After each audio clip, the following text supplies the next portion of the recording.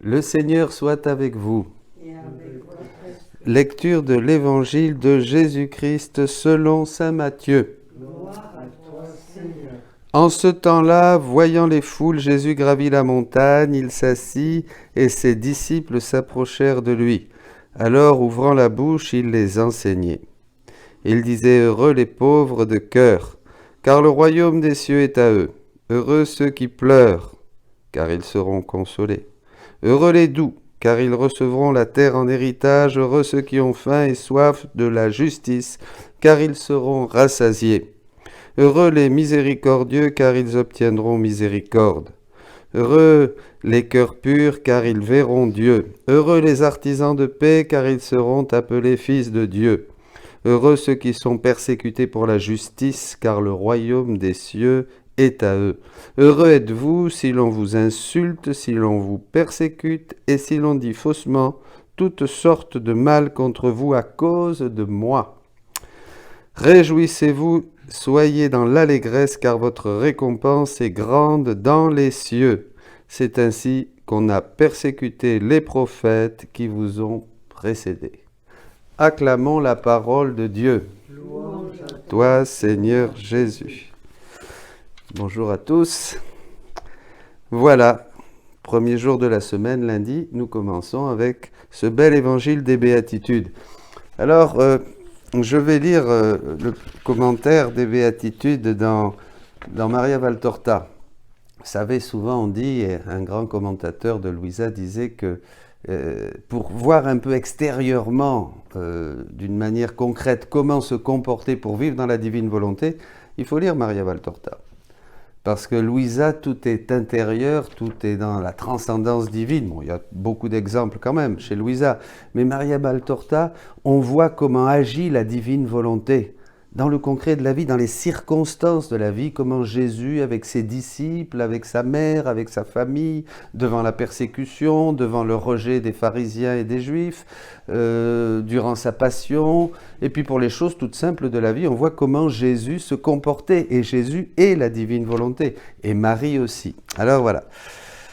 Donc ces béatitudes pour rentrer dans ce paradoxe très important. Il n'y a d'autre chemin que celui-là. Je rajoute aussi, Monseigneur Michelini disait que les écrits de Maria Valtorta auront un grand impact dans l'Église régénérée. Régénérée par la nouvelle Pentecôte d'amour, régénérée par justement la divine volonté qui nous est donnée en ces temps. Il n'y a d'autre chemin que celui-là. Néanmoins, ne le regardons pas sous le jour de la menace, mais sous le jour de l'amour. Ne disons pas « malheur à moi si je ne fais pas ceci » en restant tremblant dans l'attente du péché que nous pensons inévitable. Mais disons « bienheureux serais-je si je fais ceci ». C'est Jésus qui parle. Dans un élan de joie surnaturelle, joyeux, élançons-nous vers ces béatitudes qui naissent de l'observation de la loi, comme les roses naissent dans un buisson épineux. Voyez, donc un enthousiasme pour embrasser ces béatitudes qu'on retrouve chez tous les saints. C'est l'enthousiasme d'embrasser la croix pour vraiment recevoir dans cette union avec la croix de Jésus, avec foi et avec une joie, même s'il y a la douleur bien sûr, recevoir cet esprit qui nous console, qui nous relève, cette effusion du Saint-Esprit qui jaillit de la croix, comme le disait le Saint-Père Jean-Paul II, Saint Jean-Paul II. Bienheureux si je suis pauvre en esprit, le royaume des cieux est à moi. Bienheureux si je suis doux, j'obtiendrai la terre en héritage. Bienheureux si je suis capable de pleurer sans me révolter, je serai consolé. Bienheureux si j'ai faim de justice plus que du pain et du vin qui rassasient la chair. La justice me rassasiera. Bienheureux si je suis miséricordieux, la miséricorde divine s'appliquera à moi. Bienheureux si je suis pur de cœur, Dieu se penchera sur mon cœur et je le verrai. Bienheureux si j'ai l'esprit de paix, Dieu m'appellera son fils, car je serai dans la paix et l'amour. Et Dieu est l'amour qui aime ceux qui lui sont semblables. Bienheureux si, par fidélité à la justice, je suis persécuté.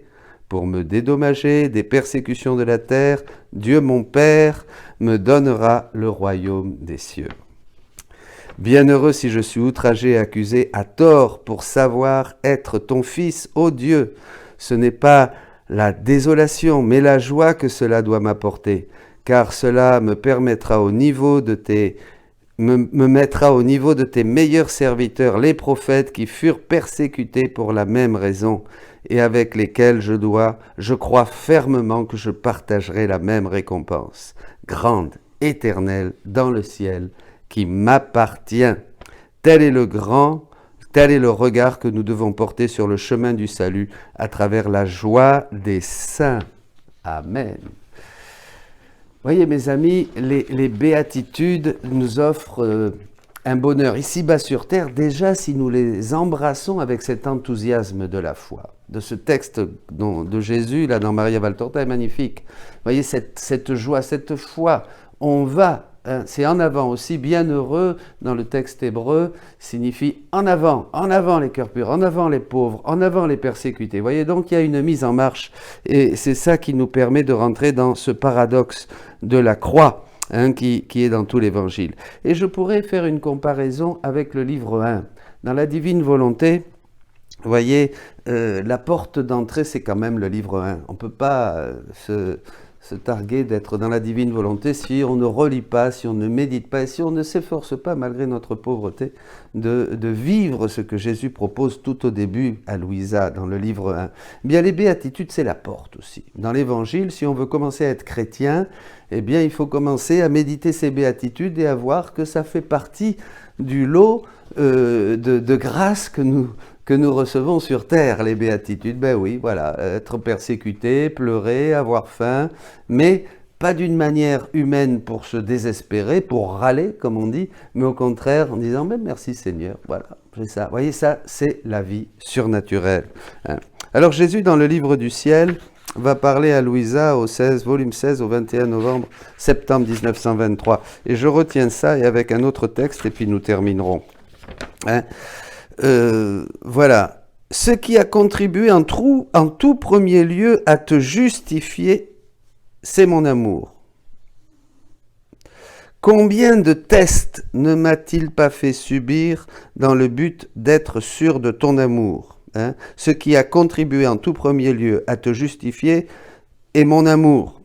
Combien de tests ne m'a-t-il pas fait subir dans le but d'être sûr de ton amour ? Vous voyez, il y a un test. Jésus nous teste. Et comment il va nous tester ? Jésus va nous tester à travers les béatitudes.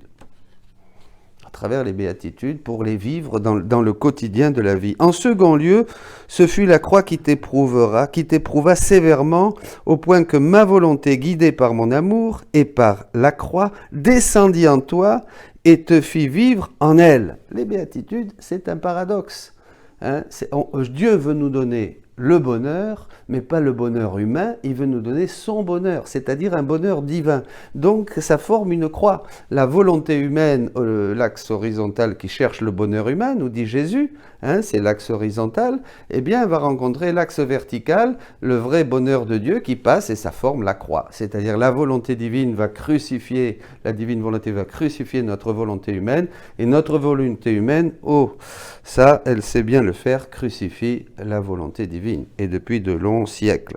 Alors, ma jalousie, ma volonté jalouse ne voulait pas être en reste avec mon amour, et la croix, et ainsi, elle se sentira pour voir si tu allais continuer à voler dans ma volonté sans moi. Vous voyez, Louisa était souvent privée de Jésus, elle se plaignait, parce que même la présence de Jésus, même la consolation de la présence de Jésus, et nous le savons, nous aimons bien être consolés, nous aimons bien sentir Jésus avec nous, qui nous porte, sentir sa présence dans la prière, sentir les grâces après la communion, ça nous élève, bien sûr, mais ça peut aussi nous distraire d'être dans la divine volonté. Et Jésus enseigne à Louisa qu'il doit même se retirer, retirer sa présence sensible, visible, pour laisser Louisa seule dans l'abandon, mais dans cet abandon de foi, dans la mer immense de sa volonté.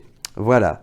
Et au volume 16, pour terminer, eh bien, pratiquons le bien sur la terre, parce que c'est là, je vous disais, donc la joie sur terre en embrassant les béatitudes à travers la croix et la joie, et un bien définitif et éternel au ciel.